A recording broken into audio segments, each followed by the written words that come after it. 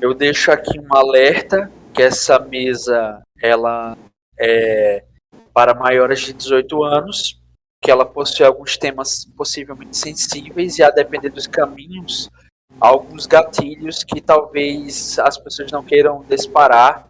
Então fica aqui esse alerta.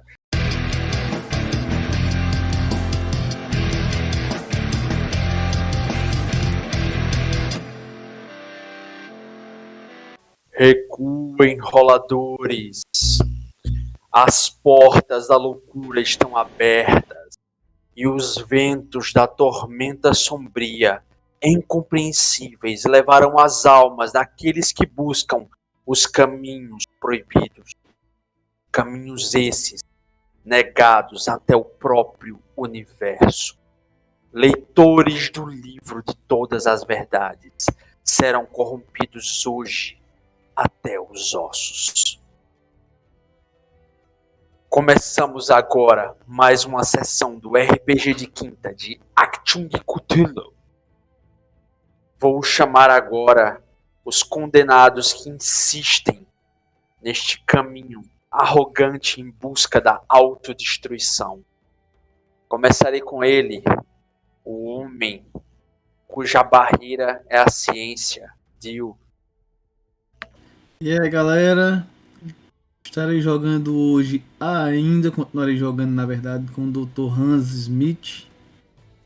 Ele que é o homem da ciência, é o cara que tá fazendo laços de amizade na cidade, que está tentando juntar as peças desse quebra-cabeça gigante que é a cidade de Deep Hollow. E sim, vai descobrir o que aconteceu e vai mostrar e iluminar a mente desses moradores com a ciência, que é a verdadeira luz para a humanidade. Tá ligado que tu é o autor da tua própria desgraça, né? Ah, meu amigo, eu serei considerado o salvador da cidade. Assim que resolver. Enquanto estiver sendo expulso com o resto. Os livros de Lovecraft é sempre o homem da ciência que escreve antes de morrer. O próximo condenado é aquele que carrega um legado de sangue, mas que está fazendo sua própria trilha, seus próprios termos de corrupção. Lucas. E aí, pessoal, continuando aqui a campanha de Lovecraft. E o recado de hoje é: leiam sobre Warhammer Fantasy, Warhammer 40k e busquem Hasbulla nas redes sociais. É isso. Eu sei que tem uns 20 mil jogos de Warhammer. Material. Eu vou comprar o novo quando sair. Como é? Space Marines 2. A hora não é essa. Dar um corte seco aqui. E depois a gente fala melhor sobre isso. E o próximo, entre essas almas vagantes, temos essa mãe que talvez preze pelos seus filhos, mas estava ausente quando eles precisavam dela. Vou chamar ele Evaldo. E aí, pessoal, vou continuar jogando com a Judith Helmsmith, uma mulher uma vez feliz e sonhadora, mas agora apenas vivendo um dia de cada vez, catando os pedaços que sobraram de sua vida. E vamos aí descobrir o que é que aconteceu na sessão passada, né? Já que, ao que parece, coisas não tão propícias ocorreram. Eu vou pedir que o meu amigo Dio, se puder, que ele disse que tem algumas anotações, faça a recapitulação entre um meio termo detalhada e rápida, para a gente poder retomar a mesa o quanto antes. Beleza. Lucas, as partes que eu for deixando um pouco superficial, tu me ajuda pra Evaldo entender, beleza? Beleza, eu vou obscurecer ainda mais pra Evaldo não saber, mas ok. Então beleza, galera. Na sessão passada, nossa mesa começou com nossos personagens, nossos que eu digo entre aspas, porque o meu personagem estava no hotel, com o personagem do menino, que era a senhora Merkel, tinha a Judith e o Charles, acho que é esse o nome do personagem de Israel, É Charles Witcher. ainda na biblioteca, né? O Charles estava com a Judith mais afastado e a senhorita Merkel estava se retirando de lá, quando ela encontra o cuidador da biblioteca com seu cachorro. Ela não pensa duas vezes, puxa sua arma e dispara primeiramente contra o cachorro, que era para o cara ver e sentir o sofrimento na pele de quem mexe com ela, o que é que acontece. E depois atira no cara, né? O personagem de Israel, Charles, escuta algum barulho. A Jodie estava desmaiada. Ele, para não deixar ela lá, coloca ela em seus ombros e vai em direção aos barulhos. Geralmente pessoas de intelecto superior iria contra o barulho, mas ele foi a favor, tudo bem. Chegando lá, ele encontra a sua contratante, a senhora Merkel, e o indaga, diz: onde é que você estava? Deixa essa mulher aí, vamos embora. Claramente deixando a Judith como principal suspeita do crime acontecido lá. Calma aí, eu quero interromper. Vale salientar que nesse momento a Merkel acabaram de matar outro cachorro, um Rottweiler, eu acho. E estava um dog alemão, obrigado. Estava voltando a consciência após o transe de loucura que ela teve. E quando o personagem de Israel, Charlie, chega com a personagem de Evaldo, a Judith, nos braços, a gente, pouco tempo depois, começa a escutar barulhos de sirenes e a gente não tinha como fugir carregando a personagem de Evaldo, a Judith. Então, nos poucos minutos que a gente tinha, a minha personagem bolou um esquema de conseguir fugir e não incriminar a Judith. A minha personagem pediu ao personagem do Israel para que colocasse o caseiro em cima da personagem do Evaldo, em cima da Judith. Antes do Charles fazer isso, a Merkel rasgou um pouco do vestido com a faca da Judith, colocou a arma na mão da Judith e disparou 2 vezes contra o caseiro usando a arma do Charles. Assegurado a inocência e a liberdade da Judith, a gente caiu fora de lá. Pode continuar. Isso. O personagem saiu. Volta pro meu personagem. Ele estava... É importante ressaltar também que a Judith, ela estava em estado de catatonia, ou seja, ela estava com os olhos esbugalhados, fixos sem piscar, a boca aberta, pendente num grito inaudível, e uma cara num esgarro de horror tremendo, e os braços meio que parados em direção aonde o livro de Todas as Verdades estava posicionado dentro da biblioteca, o Hall Halbrook, da Universidade de Santa Donatella. Não sei se cortou pra mim. Por que ela ficou nesse estado com o livro? Porque ela não... Ela tinha visto algo trevoso na Não, biblioteca, ela não tava com o mineral na mão. Sim, E aí ela não se aproximou do livro. sim. Aí quando ela se aproximou do livro, tu fizesse um teste porque o mineral ressoou com o livro. E aí ele começou a se desdobrar e se rematerializar, reposicionando todo o alfabeto em uma série de palavras que davam uma espécie de ressonância com o livro enquanto tu segurava o mineral. E aí nisso tu tocou no Necronomicon e viu a página de abertura dele com um símbolo, que era um símbolo bem característico lá, e após isso teve um estouro de insanidade, que tua barra de insanidade estourou 2 vezes e tua sanidade caiu para 3. E aí, como tu estava ausente, eu disse pronto. Então, o efeito adicional aí é que, como o Evaldo não participou da sessão passada, ele caiu em estado de catatonia, para que nada acontecesse, para que ela ficasse ausente, para que ela ficasse fora do corpo dela, no sentido mecânico de tocar no livro e de ler ele a partir de um alfabeto reconhecível e de ter esses 2 elementos ao mesmo tempo, a ruptura da sanidade mais o interagir com esses itens. Beleza. Aí, enfim, o Hans chamou o Alfred e pediu para ele divulgar que estaria pagando uma quantia de $5 a cada cidadão que quisesse falar sobre experiências com o assassino ou experiências que tivessem paranormais. Né? Ele abriu um escritório na cidade, alugou uma sala, né, com um divã, tudo certinho, e promoveu esse anúncio aí no rádio, no rádio não, no jornal, minto eu, e foi costurar algumas alianças. Né? Quando ele soube, adiantou-se um pouco a história, o personagem da senhorita Merkel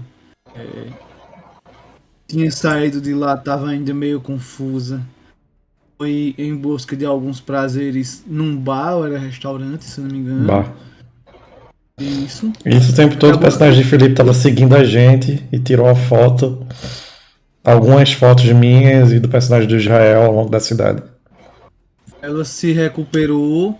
Na E depois verdade, foi- calma, deixa eu só acrescentar uma coisa. O personagem de Felipe ficou de propósito para trás na biblioteca, enquanto se desenrolavam os eventos da senhora Merkel, o Sr. Witcher, e ele, de propósito, ficando para trás, passou a investigar por conta própria outros elementos da biblioteca que vocês não sabem o que era. Apenas Israel viu num relance que enquanto ele corria para frente com a Judith nos braços, ele olhou para trás e teve a impressão de ver o Sr. White, o Robert White, personagem de Felipe, sorrindo para ele ao longe, e a percepção sobre ele mudou para uma outra criatura por um breve momento e depois voltou a ser o Sr. Robert White, e aí ele adentrou nas sombras da biblioteca. Vocês só voltaram a ver ele posteriormente quando ele bateu uma foto na frente do bar onde vocês estavam. Enquanto ele estava batendo essa foto, vocês olharam para ele e vocês perceberam ele pulando um muro e saindo, correndo e tal. E isso começou a levantar suspeitas dos personagens de Lucas e de Israel sobre o Sr. Robert White. Beleza? Desculpa interromper, podem continuar. Só para não deixar Evaldo sem esse elemento específico. A personagem, a senhorita Merkel, foi ao encontro do jovem Helmsmith, é o filho mais velho da senhora Judith, tirou-lo do colégio e levou-lo para os seus aposentos para fazer coisas de maiores de 18 anos.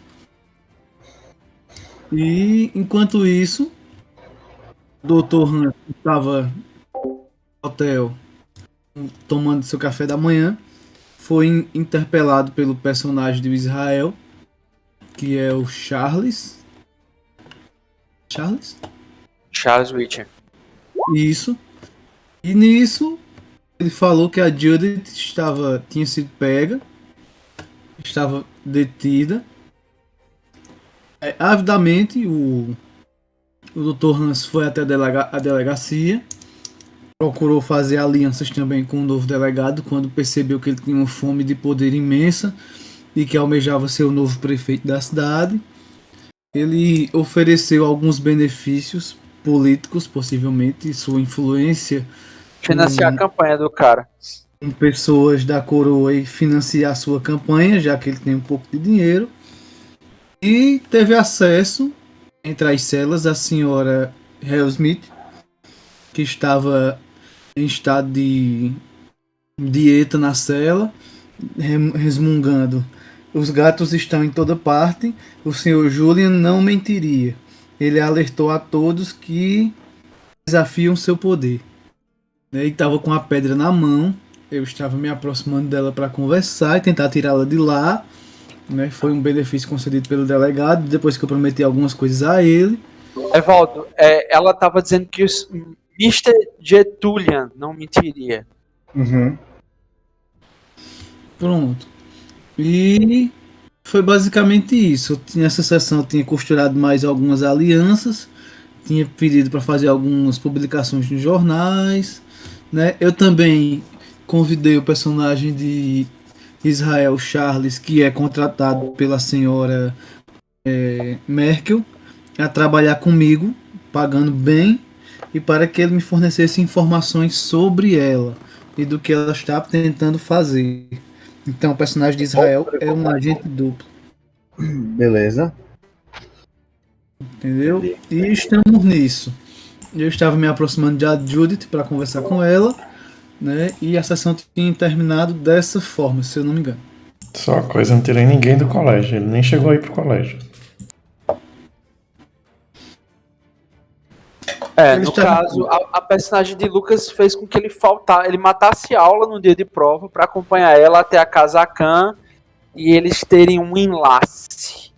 E a partir daquele momento, o jovem Richard Helm passou a ser reconhecido como homem. E nisso tem a situação também de que eu coloquei umas informações a mais aí em texto no chat do intervalo, caso tu precise compreender com alguma clareza a mais o que aconteceu, mas deu pra entender de boa? Deu sim. A senhora Merkel salvou ou não a tua personagem? Cadê ela? Evaldo falar. Sim. Tá vendo? Evaldo entende.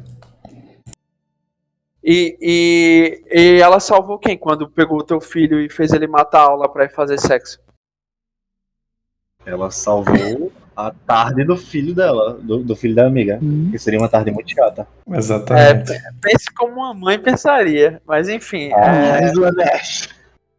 Mas o lance aqui tem também a última cena, né, que Dio não mencionou, é que quando a senhora Merkel e o detetive Witcher estavam saindo para a garagem, saindo da mansão Akan, eles ouviram alguns barulhos vindo da garagem, que foi quando eles perceberam uma luz intermitente vindo das janelas da garagem. Quando eles abriram a porta da garagem, eles identificaram o Robert White revirando as gavetas de uma escrivaninha do Dr. Akan, pegando alguns elementos e subindo sobre a moto. Quando eles interpelaram ele apenas deu partida na moto e encerrou-se a sessão nesse impasse em que a senhora Merkel disse: mate-o, alguma coisa do gênero.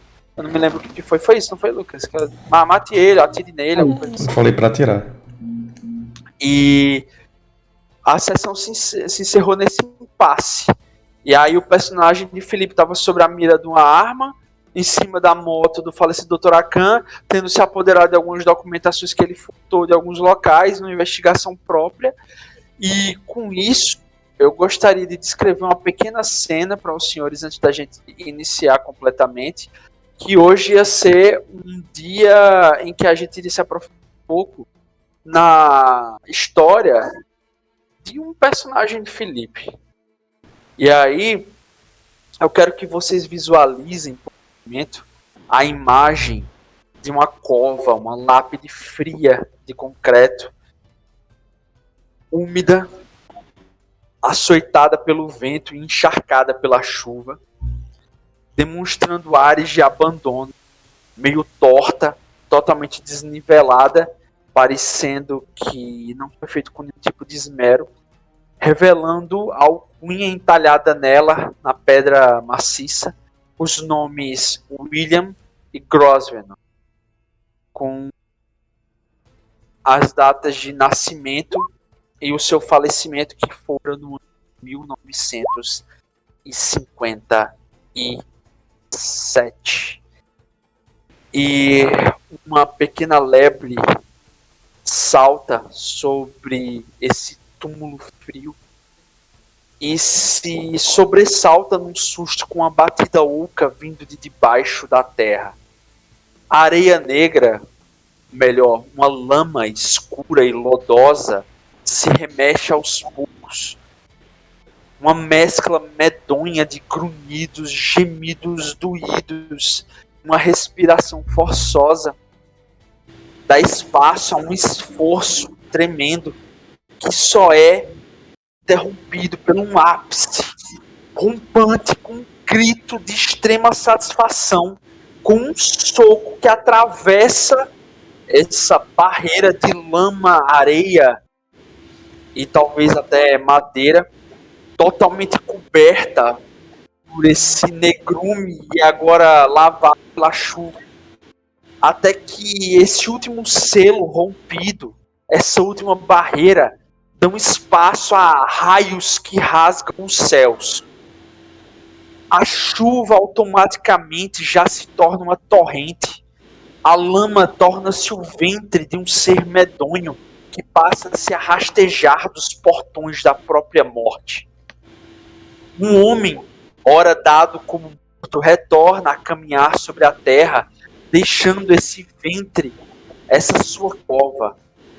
O doutor William Grosvenor estava vivo novamente, incompreensivelmente vivo, e se põe a correr nu, enquanto alguns seres ao longe apenas o observam. Ele, no reflexo, já se prende a uma pedra pesada na lateral do cemitério e arremessa contra uma janela de uma edificação emplacada com os dizeres de necrotério, para retornar a encontrar alguns pertences que talvez dão algum sentido ao que ele agora está passando, ou só iniciando as perguntas. A chuva se intensifica e agora aqueles mesmos olhos fitam o cano de uma arma que dispara contra si. E Lucas, o que a senhora Merkel vai fazer após o primeiro disparo? Disparar uma segunda vez. O primeiro disparo parte do Sr. Witcher contra William Grosvenor, ou melhor, Robert White. Vem aqui.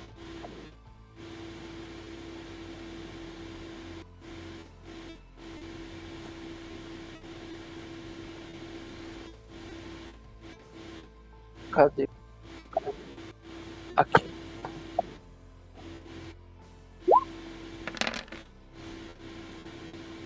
Beleza, o primeiro tiro do seu Witcher pega completamente no braço que tá apoiando o acelerador da moto. Quando o disparo irrompe,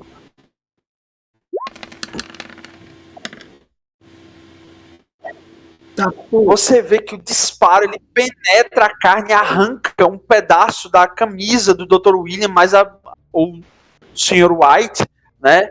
E os tendões da musculatura, as fibras musculares em si começam a se transformar no que parece ser cabos soltos de sangue e uma explosão que separa esses filamentos.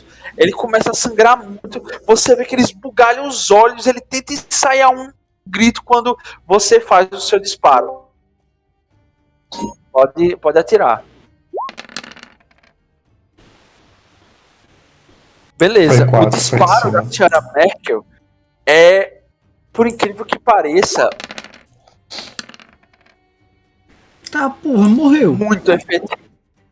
Esse disparo atravessa o olho do Sr. White e o que parece ser um grito apenas deixa o grito oco em um vazio tremendo e o roncar da moto ao ele cair do lado junto com o veículo, acelerando ele ao mesmo tempo, fazendo aquele movimento elíptico, derrubando várias prateleiras, andaimes de construção e a própria prateleira a qual ele estava revistando. Quando um pedaço do olho dele, a pálpebra voa para longe, respingando na parede, como se fosse uma espécie de arte abstrata. Vocês se aproximam dele, ele ainda tem um reflexo de recarregar a arma que ele está em mãos e ele vai fazer um disparo contra vocês. Como último reflexo. Só lembrando que eu falei que ficava um passo atrás do Charles. Beleza. Então ele vai disparar. Não, eu sempre falo isso, eu sempre fico atrás de vocês. Uhum. Pronto. Ele vai disparar contra o Charles.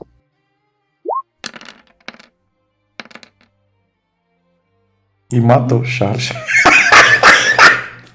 E da mesma forma como os tiros vão sendo trocados em meio à escuridão, os rompantes dos flashes das armas, elas vão se mesclando quase como sendo os fachos de luz, e o tiroteio se intensifica até que num disparo da arma, que para efeitos narrativos eu vou dizer que é aquela espingarda de cano cerrado que ela havia achado do Dr. Akan, a pólvora estava meio úmida, então ele ainda dá aquele disparo, o disparo pega em cheio assim, na lateral do corpo do Charles Witch, ele sente aquele disparo assim, praticamente varrer o abdômen dele, e ele cai completamente inconsciente, segurando o próprio estômago com aquelas várias pequenas partículas redondas de uma munição de chumbo compactada, que possivelmente pode ter arrancado um pedaço do estômago dele. Ele cai Tem mais já um em D6. choque. Assim. Tem mais um D6. Tem mais um D6 que ampliou. E o dano da 12 é 3D6. Joga aí 4D6 ao todo. A desvantagem é que não tem penetração. Porra, matou, porque 2 6 abriram, tem que jogar mais 2D6. Tem que jogar mais 2D6. Mas calma. Matou. Aí dá Gente, outro calma. 6. A gente já tem 32 de dano aí. Tu disse que tava atrás, né? Sim. Nem vem dizer que pega, porque eu não pego, eu tô atrás. Não, eu tô dando a opção de você tentar Salvar absorver amiguinho. Não, um parte amiguinho do que se dano. foda. Só vai ficar vivo eu. Joga 2D6 aí a mais, Gerson, abre o dano. Beleza. Por favor. 31 de dano. Isso tá Já é. acontecendo. Cara, 31 de dano. Israel tem. Deixa eu abrir a ficha dele. Tem Toughness 4. Passa 27. 27 dividido por 4 dá 5, 6. 7 dá 28, né? 7 dá 28, então é 6. São 6 ferimentos. Um personagem Beleza, de então- Savage Worlds tem 3, no quarto morre. Ou fica inconsciente. Beleza. Mas aí ele tem os bens pra absorver o dano, né? Tem. Ele tem direito a bens pra absorver? Tem, claro. Ele não tá presente e ele não vai morrer agora. É, ele só precisa absorver 3 de dano. Aí fica inconsciente. Eu só quero que ele fique inconsciente. Quer que eu jogue o absorver dele? Joga aí o absorver dele, que eu já tô mexendo no personagem de Felipe. Aí Lucas tira 3-1. Absorve 1.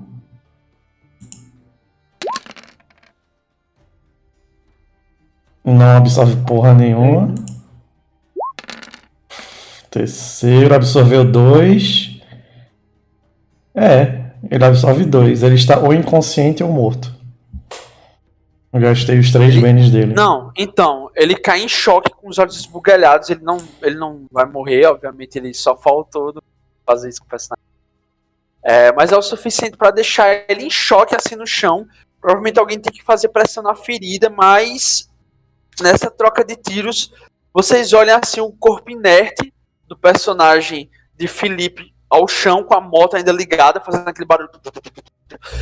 E, senhora Merkel, o que acontece em seguida? A senhora Merkel olha cuidadosamente o chão, olhando as poças de sangue, e cuidadosamente evita todas com seu salto. Ela tem um lenço na bolsa. Ela segura a 1911 com o lenço e dá mais 2 disparos no Mr. White para garantir. Você cara do Charles. Não. Depois disso, ela volta. Isso, o Charles está no chão. Senhora Merkel! Senhora Merkel! Já descontei a munição.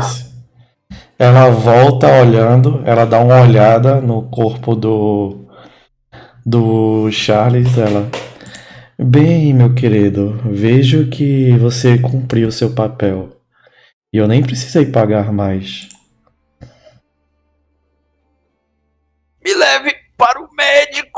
Com urgência! Calma. Atravessou Calma. Shhh, calma. Eu tenho tudo sob controle. Mas você vai poder contar a história correta, não vai?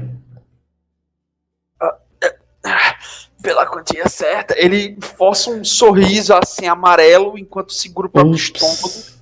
Você vê as coisas assim, meio que pra fora, tá ligado? Algumas coisas que deveriam estar do lado de dentro. Eu gosto muito de você. É sempre bom confiar em pessoas gananciosas. Eu só preciso pagar. Respire fundo e deixe que eu faça os primeiros socorros. Não vai doer tanto.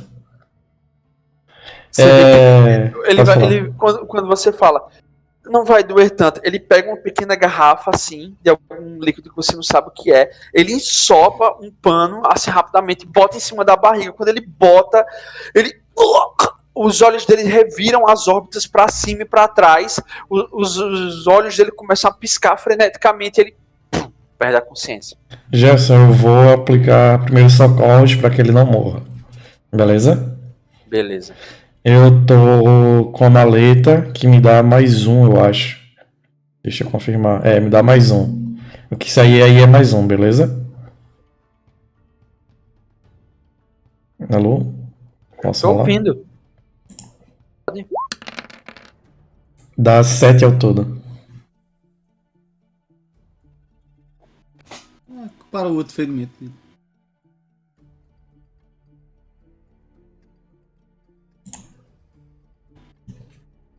Dependendo da dificuldade, eu consegui uma ampliação. A dificuldade padrão, 4. Então não foi. O cara faltou, mas como sempre, é muito perto da morte, mas só o suficiente pro cara saber que, né? Não deve faltar uma segunda vez. Uhum. Beleza. Depois que eu estabilizo, eu vou ligar para delegacia e depois para ambulância. Eu quero jogar um acting porque a senhora Merkel é uma pobre viúva que está aos prantos chorando que um bandido entrou em sua residência e tentou roubar a moto de seu falecido pai e, por sorte, o guarda-costas que ela recentemente contratou estava lá e a protegeu heroicamente.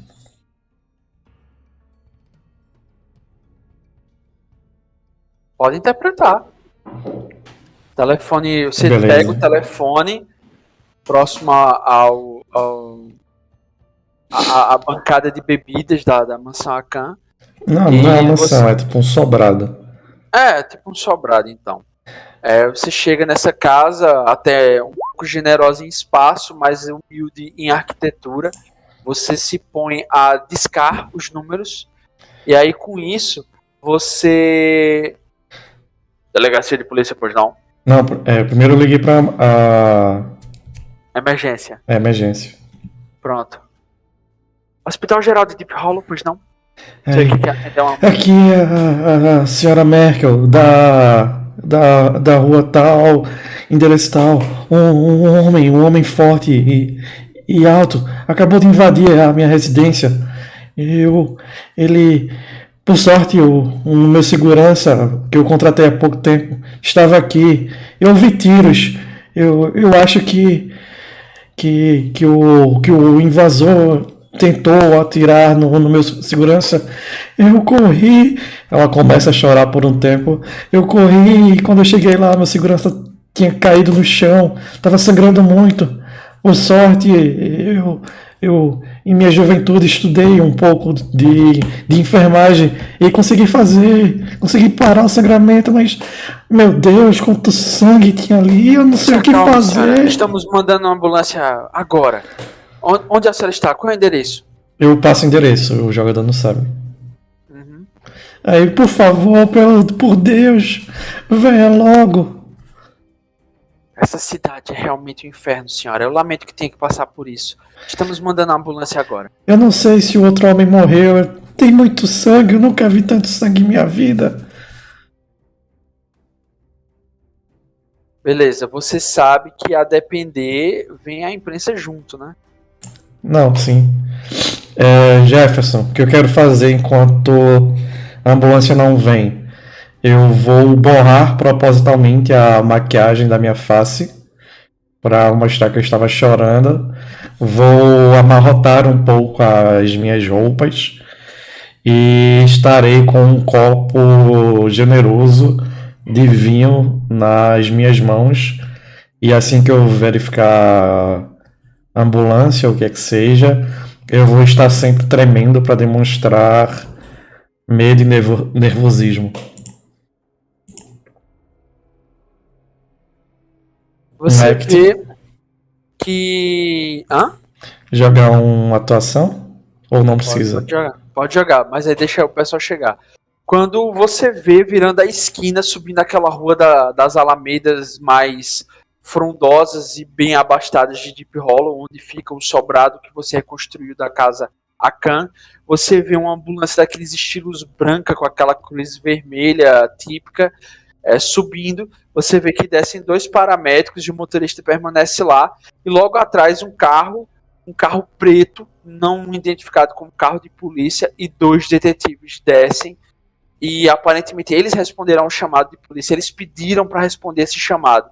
E você reconhece aqueles 2 homens que descem do carro.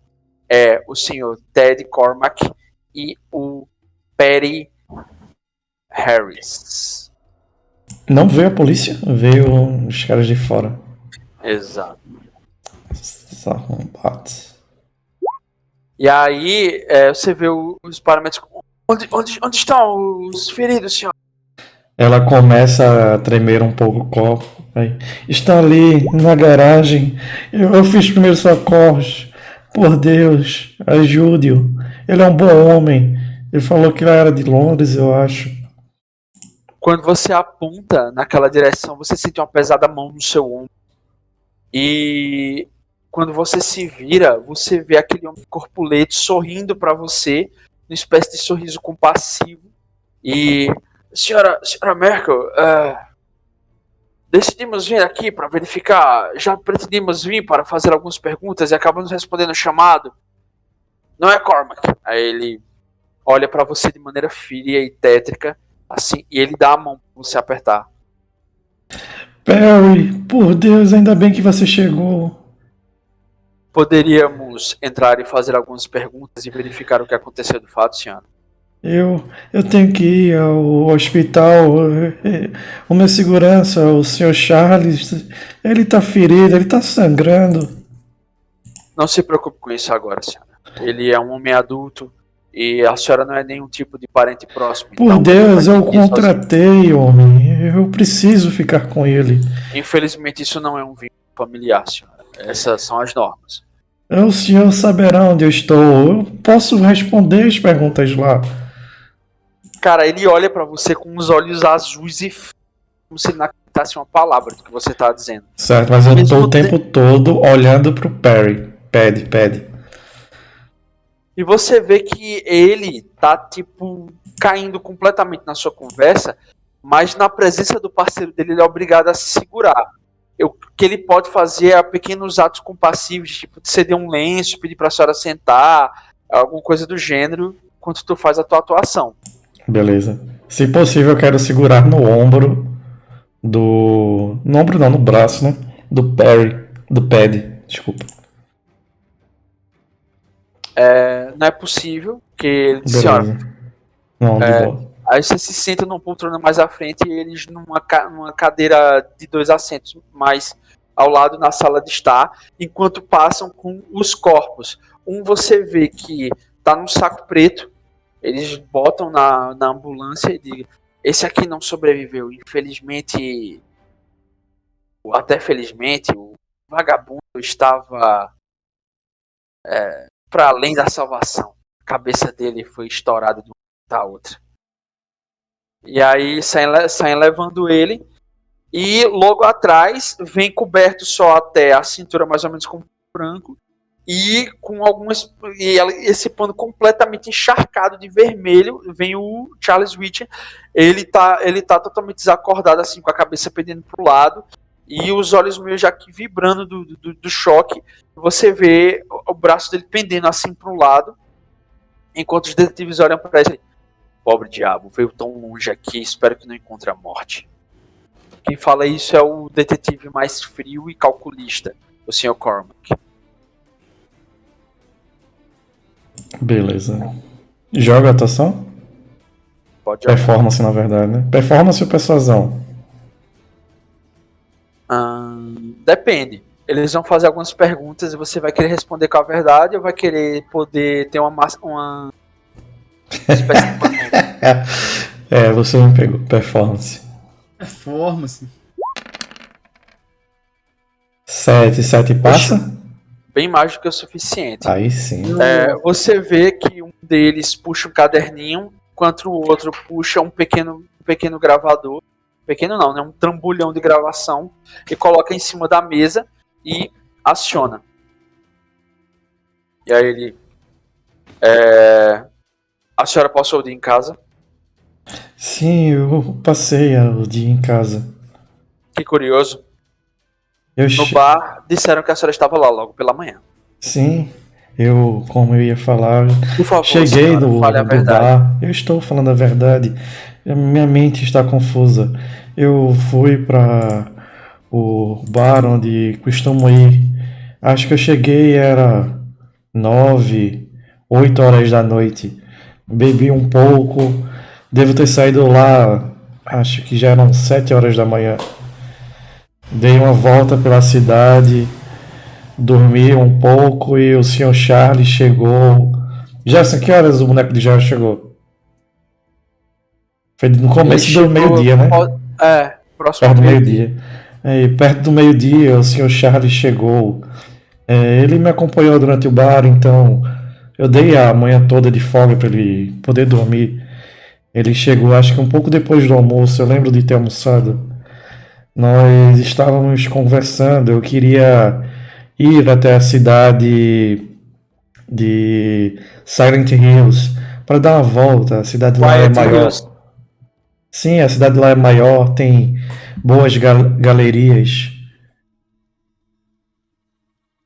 Senhora Merkel Akan.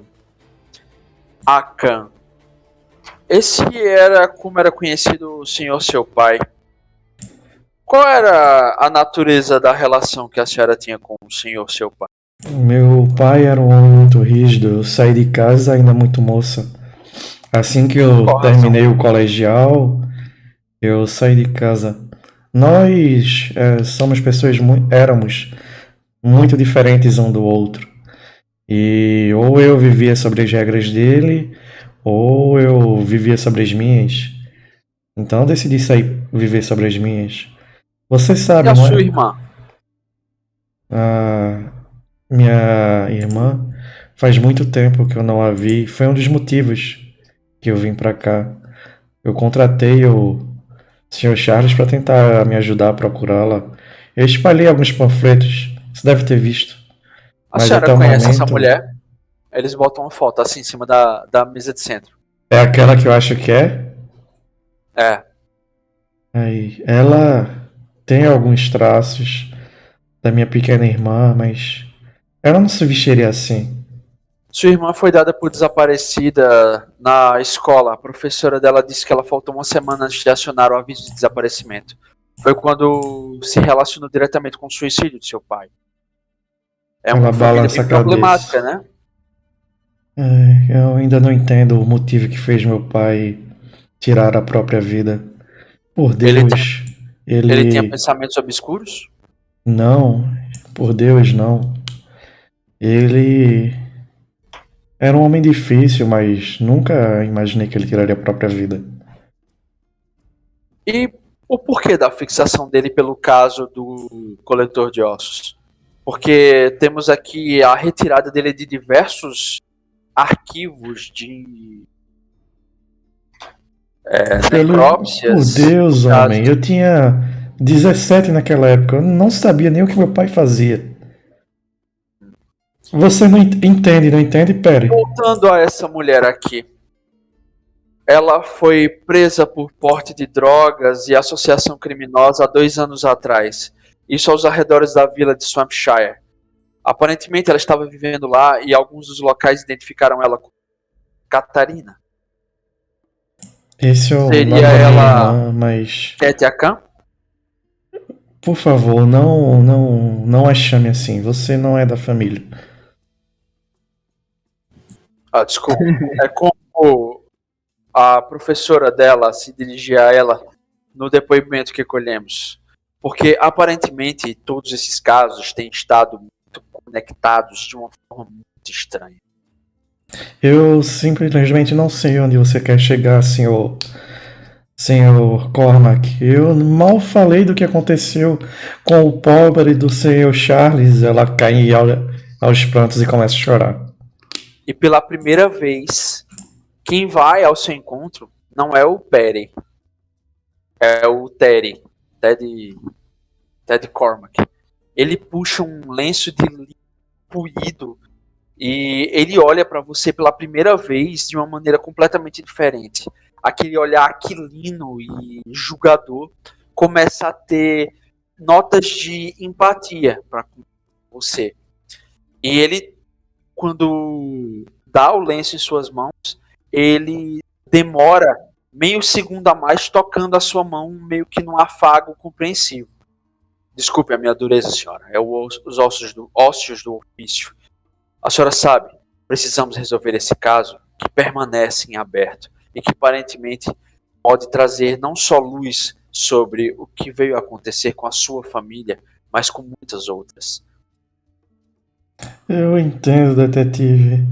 Mas por Deus, os senhores sabem onde eu moro. Eu voltei aqui recentemente, eu dei meu depoimento na delegacia e estou dando de novo, mas eu pensei que vocês iriam falar sobre aquele homem estranho. Imagine se o Sr. Charles tivesse chegado meia hora mais tarde. Eu não estaria aqui. O que ele Senhora, queria aqui? podemos dar continuidade a esse interrogatório em outro momento, essa entrevista, perdão, em outro momento. Porque eu vejo que a senhora ainda está muito abalada. É muito para processar. Não só sobre o seu pai, sua irmã, e o que a trouxe de volta.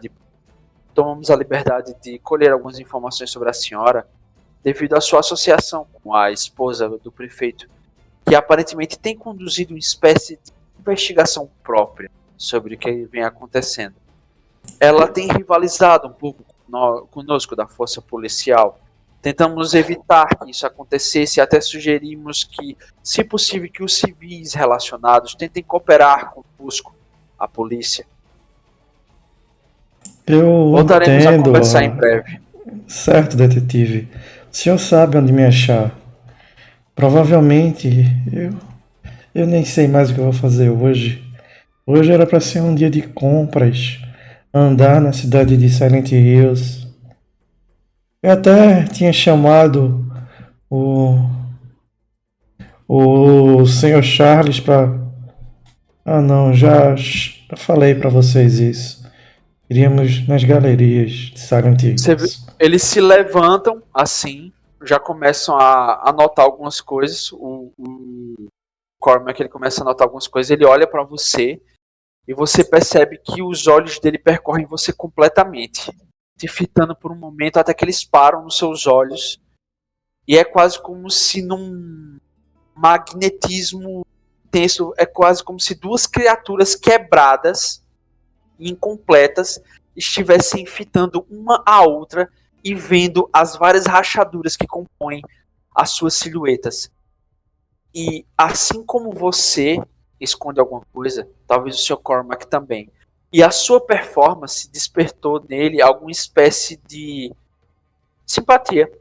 E com isso, ele se levanta, chama o Sr. Harris, puxa ele pela lapela por um momento Quando o Sr. Harris vai dirigir a mão até você, ele pega pelo antebraço dele, baixa lentamente, enquanto coloca a mão dentro do paletó, puxa um cartão e diga: Senhora Khan, ou melhor, Senhora Merkel, precisamos dar continuidade a essa conversa. Isso não é uma opção.